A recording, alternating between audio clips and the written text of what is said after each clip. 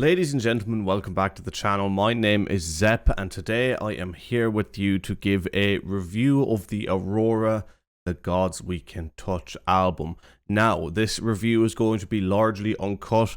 I'm doing nothing overly complicated with the edit. It's not going to have any particular format. It's just me sitting here a little while after listening to the album, giving you guys my thoughts on what I think of the album, the songs in the album, the overall rating I would give it, and where it would stand in my personal music catalogue in terms of the stuff that I normally listen to. Now, for those of you who may be new here, and I apologize, well, actually, I don't know how many of you are actually going to be new here, because I know sometimes album reviews don't exactly get as much as views as the reactions. So I'd say anyone who's here watching this review has probably already seen at least one or two of my reactions to the songs on the album, because we've done the reactions to all the songs.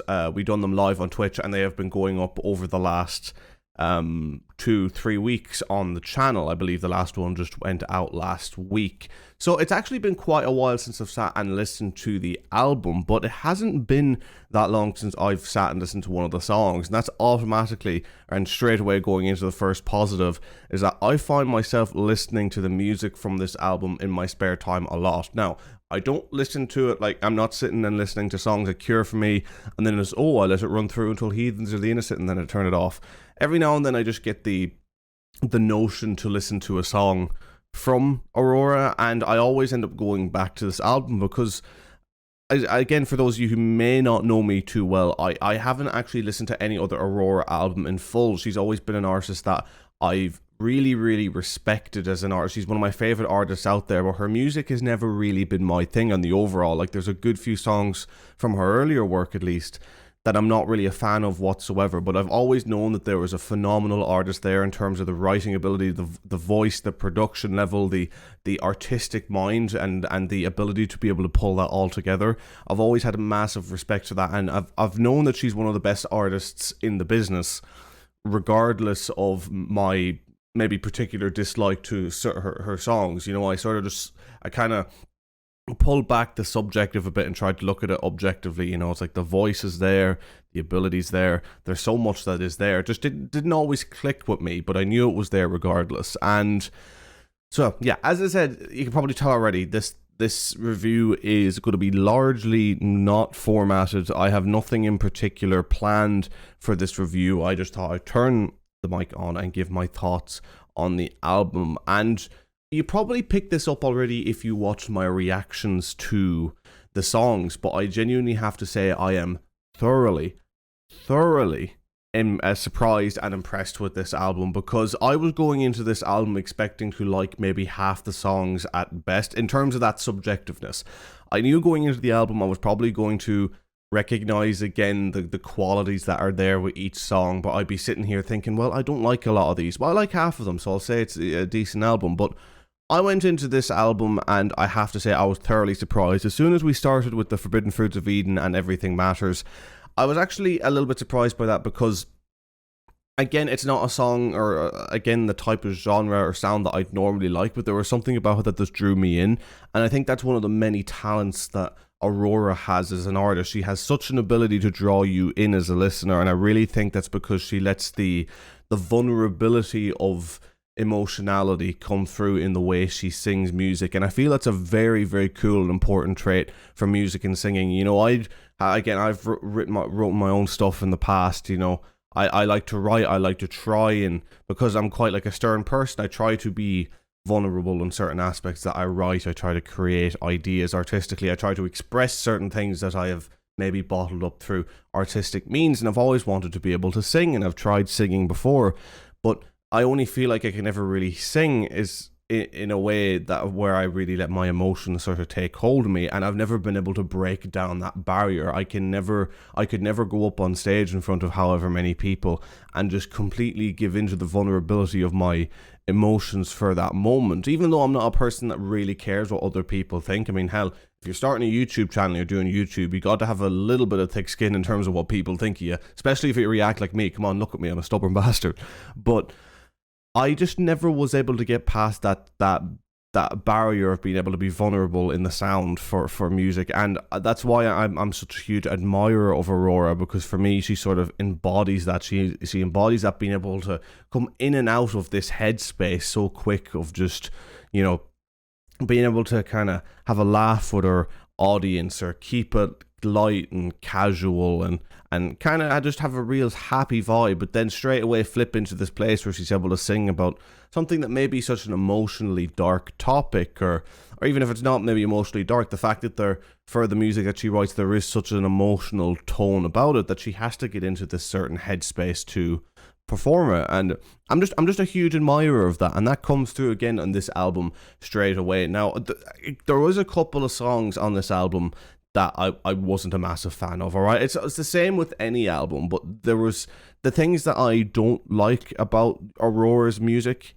you know, the things that I subjectively didn't like, there was still traces of that in this album, and none of those were more apparent than in the song Giving Into the Love. Now, of course, you probably know I'm running through an order here. I literally have the track list here because you may think it's out of laziness and I should have prepared more. I can't remember names of things. It's one of those things I just can't associate in my head. And if you don't believe me, I literally played basketball for about 7 years at a club in my local town, and I couldn't name you 6 people that went there. Genuinely. That's how bad I am with names. I cannot associate names properly whatsoever for anything. So that's why I have this up here. But yeah, so Giving Into the Love was a song that I just really wasn't a massive fan of. I thought the chorus was very written to be a hook and written to be cheesy. It just, in every level of a more typical pop sense, in that I don't like, of course. Apologies there, bit of hiccups there. You know, pop can be good. People, when you say pop, they automatically think, oh, pop is terrible. There's some very good pop out there, especially nowadays that pop borrows so much from 80s music. There's some very good pop out there, but there is still a lot of negatives within pop, and I feel like Giving Into the Love sort of has more of those negatives. It just feels like a bit of a drone to me. I don't particularly like it. However, I do like the end of the song. And someone actually pointed out to me in the comments, I don't remember who it was, like the comments of the reaction I did to Giving Into the Love, and I actually thought it was a really, really good point, is that a lot of the times Aurora is writing stuff to be emotionally vulnerable, and the crowd has to be kind of there, quiet, listening, and a crowd will love to do that if they really love the artist. But Giving Into the Love was written, this commenter said at least, it was written to be more of a get the crowd involved, to be able to sing along at the end and all that. And from that perspective, I actually completely get it, and I think it works. I think it's a good song to have. It's just, again, it's a song that I wouldn't listen to whatsoever in my spare time. But again, I'm going to see her at the end of this month. This will be out in March. I'll be going to see her literally at the end of March. She'll probably play this song, and I'll probably find it fun live. It's just one of those songs where the studio version, it'll never catch with me. But hey, as I said, live, it might be cool. Because I mean, hey, I went to see KSI live twice. I don't like his music for the most part that much, but live, he's genuinely one of the best atmospheres I've ever been to. So it can be just as much about the show and the pacing and the vibe you put on as the music when it comes to a bigger gig. And yeah, I can't wait to see Aurora, man. I really can't wait to see her. Again, I bought the tickets even before I was like, you know, again, I bought the tickets at the time where I didn't like the majority of her songs, but I still respected her just because I wanted to hear her, because she's just such a talented artist. But anyway, again, I'm going pretty off track here. I kind of want to run through this track list and just talk about what I remember of the songs and then give my overall opinion. Actually, before I do that, I want to say quickly, I don't know much about this album in terms of whether it was designed to be a concept album, whether there's a certain running theme. I couldn't detect a running theme. But then again, I wasn't listening to the lyrics very much. I never really do off first listen. So what I'm judging this album off, and I'm literally just after reviewing an album by The Warning, which are a very good band. Aurora fans, check them out. They're a very good up-and-coming band. It was an album called Queen of the Murder Scene, and it was a concept album. And in terms of the concept, because I was getting a lot of pointers in terms of what the concept was, and the concept was lost on me a bit, but I ultimately ended up grading it on just the listenability of the album, because I feel like the listenability was so good that it would feel bad that I would feel bad to be giving it a lower score based on its concept alone. But it didn't seem fair when ultimately you've got a cool sounding album. So that's kind of what I'm going to be doing here. Like, if there's a concept that I'm missing out on, or even if I do find out the concept and I don't think it's particularly great, I'm not going to judge it really on that. I'm kind of just judging on the listenability, song to song, and the pacing of the album. But yeah, Cure for me, I think, is a really fun song. Again, look, it does have a lot of those pop elements. You could even say there's some of the negative pop elements, but I just really enjoy the song. I think it's a bop. And yeah, I think it's a great song. It's a song I play in the background quite a lot. I think it's a thoroughly enjoyable song. Then you have You Keep Me Crawling, which I think was at the point in this album where I started to get really surprised by the quality of all the songs like going forward, because obviously I knew Giving Into Love I wasn't a massive fan of, but we were 5 songs deep here, and I was really enjoying the album overall. And You Keep Me Crawling was one that I was thoroughly surprised by. And then you move on to Exist for Love, and Exist for Love I had listened to way before this album came out. I believe it was out like a year before this album, maybe even more. But I really enjoyed that song. I always have, I always will. I think it's a beautiful song. It is absolutely wrapped in cheese. Every single kind of cheese under the sun, but it just works. There's something about it that works, and I really enjoy it. And then you go on to Heathens, and Heathens is quite a big one that I know a lot of people like, but I never really got on board with it. And I've listened to the studio version and the live version, and I think it's cool. I think it's interesting. Again, when I've reacted to that song twice actually on the channel, way before I was going to do the album, and I said that it made me think of Radiohead a lot in terms of that. I'd love to see Aurora go down that way of maybe doing more experimental rock music. I think she would be really good at it. She's one of these artists in general, Aurora, that I feel like could lend something to any genre she decides to do. Like, I would love to see Aurora do rock music. Not like your typical modern rock music that you see on Scuzz or Kerrang, that's essentially 4-chord pops, just pop music, just with heavy guitars. I'm talking more, again, along the lines of your more experimental Radiohead, your Muse, maybe even your Arctic Monkeys, maybe your funk and blues influence rock, you know? I think she could really do some cool stuff on that, and she seems like the type of artist that could. It's like, yeah, I'm just going to do this song, it's cool, you know? I'm pretty sure she likes her death metal music. I've heard in interviews before she likes that. So yeah, Heathens just brought me to that space of where, look, I didn't really like the song too much. It was one of the ones that's lower down for me, but in terms of just picking out certain things from it where I think, wow, she could actually do this other thing that I'd love to see her do really well. That was what that song was to me. That's what I picked up from that song. And then you move on to The Innocent again. Another song that pleasantly surprised me. It was a bop. I love the way it was sang. You know, the phrasing and how she sings is very interesting. I really like it. And then we go on to Exhale, Inhale, which was a song one of the people who was watching my Twitch stream at the time as I was reacting through the song said that was her favorite, and I think it was a her anyway. Again, I apologize. It's been like a month since I've done that stream, nearly a month. So I apologize if I've forgotten. But Exhale Inhale is a beautiful song, an absolute gem, beautiful song. In the top 3-4 Aurora songs I've ever heard, it is lovely, and I absolutely adore the song. I don't even have that much more to say on it. Whether it's my favorite on the album, I don't know, and I think that's kind of the biggest positive I could take about this album, is that there's so many songs on here that I just really enjoy equally, that none in particular stand out as this is the best thing I've ever heard. But in terms of this piece of Aurora, there's like 5 or 6 songs here that I'm like, yo, I'd listen to these any day of the week, which again is something that really surprised me coming out of this album. I did not think I'd be thinking like that whatsoever. Then you have A Temporary High. Again, wasn't particularly my thing. It's around from this point of the album onwards where I was like, right, I'm not disliking any of the songs, but I'm not loving them. And A Temporary High was cool, but it was nothing that like completely won me over. I think I was the same with A Dangerous Thing and Artemis. They were just songs that I enjoyed casually. I'd enjoy them in a casual listen any day, but there'd be nothing to completely win me over, you know? And then you got Blood in the Wine, and I've said before about me thinking Aurora could do rock music, and my god, you just add a distorted guitar over the song and you've got a heavy rock song, really. It has all those elements, a really cool kick in the chorus, again, very cool, interesting vocals. I really dig this song. You know, I think this song, whatever way it was doing things, just really appealed to the rock head in me. So yeah, I Blood and the Wine, absolutely fantastic song. This Could Be a Dream. I really enjoyed that song. Again, a song absolutely laced with cheese. Just so much cheese. But it just works because, as I said again, like Aurora is about the emotions, and she doesn't sound like one of these pop robots singing about love. It sounds like it comes from a place of genuineness.